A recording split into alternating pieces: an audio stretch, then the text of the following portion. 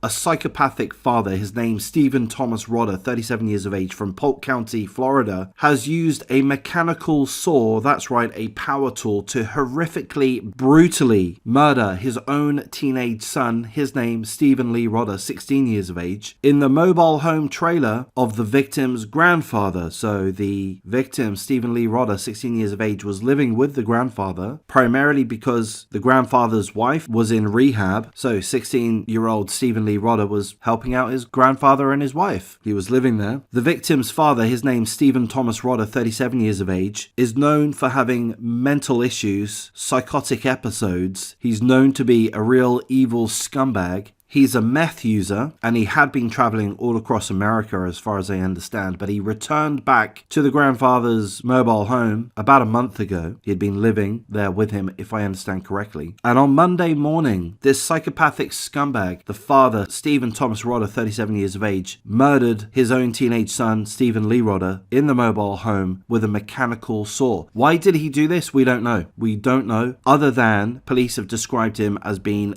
a piece of shit, a scumbag, known to be evil in various ways, and again, a meth user, and someone that's had previous psychotic episodes. The grandfather had left the mobile home Monday morning to spend time with his wife, who was in rehab, and when the grandfather returned, he saw the father, Stephen Thomas Rodda, outside of the mobile home, and the father told the grandfather, "Don't go inside, I've killed somebody, you might need to call the police." So the psychopathic scumbag murdered his own son, and then had a nice old relaxing time out on the front porch of the mobile home to inform the victim's grandfather that Stephen Lee Rodda had been brutally murdered. The murderer didn't stick around for the police. He fled the scene, but he was caught about an hour away, and he has been arrested. We've not been told the charges that he faces, but presumably it's murder in the first degree, I would imagine. We're told that the victim was a great kid. He was about to start work at the local Burger King to save money to buy a car. He was hoping to become an electrician at some point. A 16-year-old boy, a 16-year-old man, on the brink of starting his life. And that's all been taken away from him by his own father, again, in such a brutal fashion, killed with a mechanical saw, murdered with a mechanical saw. That's pretty much all the information that we have at this point. Of course, full condolences to the family and friends, schoolmates and neighbors of the victim, Stephen Lee Rodda, 16 years of age, from Polk County, Florida. Full condolences to everybody touched by the tragedy, those in the neighborhood. It's going to be disturbing for the officers concerned that have to attend the scene. We're told that Stephen was found dead in the dining room kitchen area, but we're not really provided with too many more details, perhaps due to the high level of brutality involved. Perhaps it would be too disturbing for the public to be made aware of. So again, full condolences. That's all we have. What would drive a scumbag to do this? Well, mental health issues. The guy is known for having psychotic episodes. He's been described by the police and by the grandfather as being an evil, evil man. I get the sense that he's got a criminal history. We're not told that, but that's the sense that I get. And again, we're told that he's a regular meth user. Seemingly meth and perhaps other drugs are exacerbating mental illness, fueling psychotic episodes. So it's an absolute tragedy. What can society do about this? Well, somehow improve your mental health services, a higher number of facilities, perhaps making it easier to get people institutionalized. I mean, we could also say improve the war on drugs, but ultimately the war on drugs has utterly failed. And I don't necessarily blame the authorities for that. Maybe I should. Maybe there's some truth to the conspiracy theories that certain branches of the government fuel and fund and encourage and foster the narcotics industry. Perhaps there's truth to that. I don't know. But ultimately, these are human beings that are choosing to take these drugs. You wouldn't see me taking meth. I mean, I dabbled in casual drugs. Why would any sane person want to dabble in these widely recognized, extremely dangerous, extremely addictive drugs? Why would you do that? Why risk becoming a drug addict? Why risk throwing your life away by taking heroin or ice or meth? We're told about the dangers. There's plenty of evidence, there's plenty of examples of people throwing their lives away due to these kind of drugs. Just stick with the party drugs. If you want to have a good time, stick with the party drugs.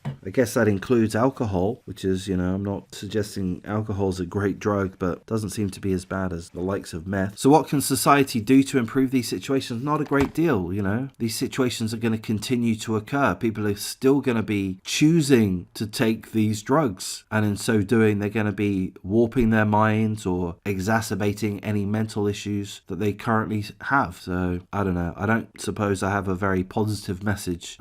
So that being the case, I'll wrap things up at this point. If you appreciate the coverage, please do like, comment, subscribe, share the video as you see fit. Consider joining my memberships, and take care.